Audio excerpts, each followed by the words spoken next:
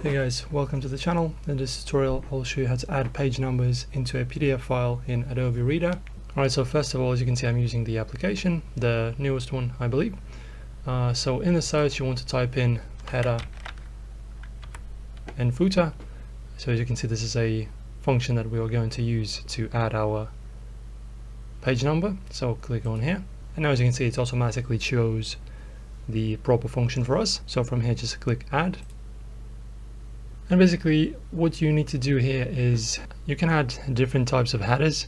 So in different locations, basically you can add it to the left, to the center, to the right.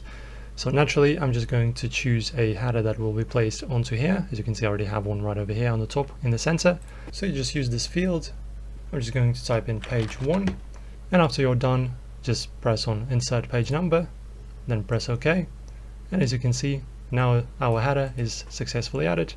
And you can do the same thing with multiple pages as well. You can also press add new, and depending on how many pages you have, make sure to choose your header for every single one of them from this menu over here.